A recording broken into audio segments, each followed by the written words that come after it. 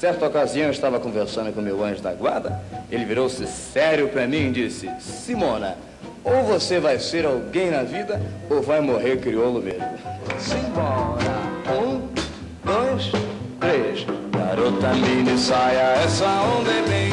E todo mundo no carango não sobrou ninguém.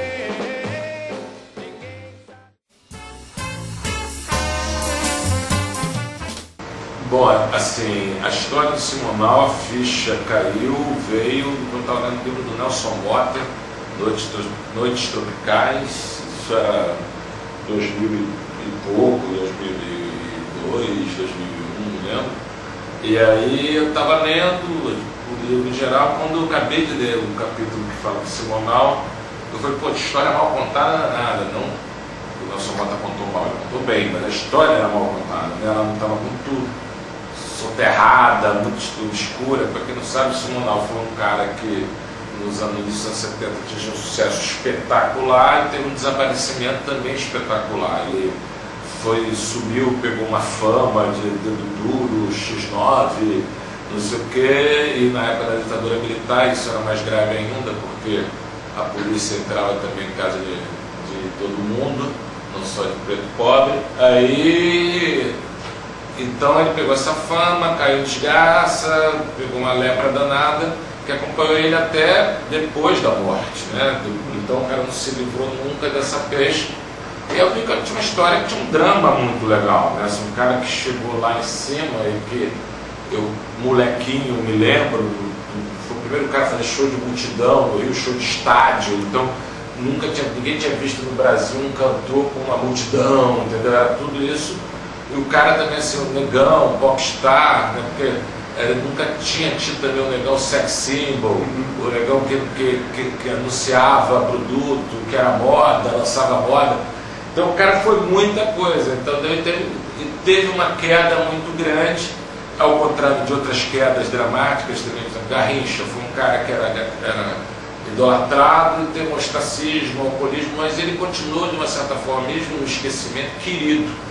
O Simonal não, o Simonal ele foi para um negócio que ele foi meio sovietizado, ele foi apagado dos livros, os discos não existiam, ninguém mencionava, era um cara meio, exatamente, pegou uma lepra. Então eu falei, pô, tem uma história boa. Porque você, na verdade, é o seguinte, o documentário, quando eu comecei a fazer, eu estava sozinho em 2002, chamei um amigo meu para fazer uma pesquisa, ele fez a pesquisa, a gente ficou olhando o material, viu que tinha muito material e a gente falou, legal, vamos fazer um documentário. Vamos lá, dois parênteses. Documentário no Brasil é muito difícil fazer documentário sobre memória, porque a lei de direito de imagem é muito complicada. Então todo mundo que aparece na imagem tem que autorizar, é uma coisa que o Bush tivesse que autorizar o Michael Moore a fazer o documentário dele, então tem uma rala jurídica muito grande.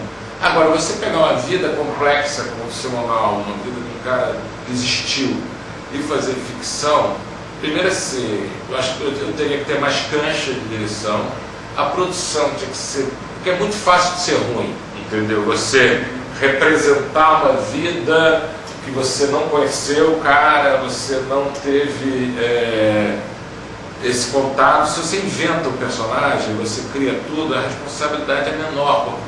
Agora, com uma pessoa que é real, ao você retratar a vida dela, você já está reduzindo, você já está escolhendo.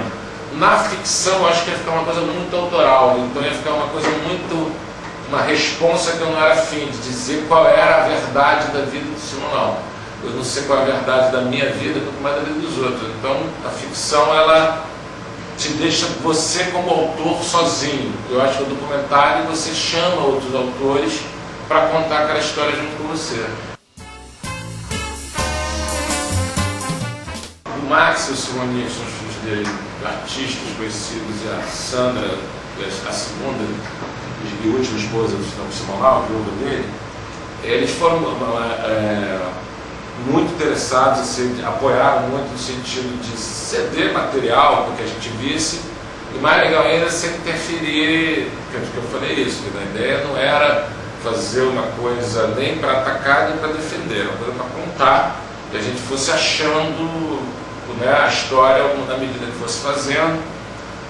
O filme, obviamente, não visa agradar nem desagradar a família, mas, assim, sem a família é impossível fazer no Brasil, porque fazer contra não dá, porque todo mundo tem que autorizar. Mas eles foram muito legais nisso, que não são os caras que só topavam se fosse a favor.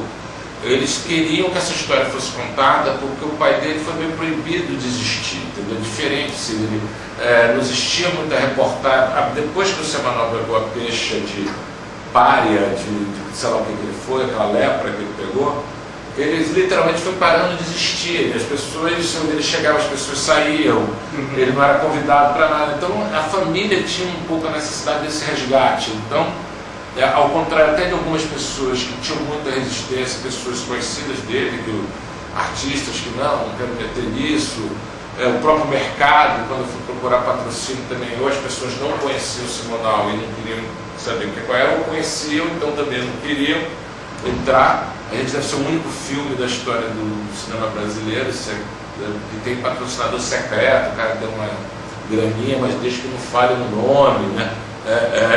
Então, para você ver uma coisa da lepra, o cara ultrapassa até a vida dele, né? Ele morre em 2000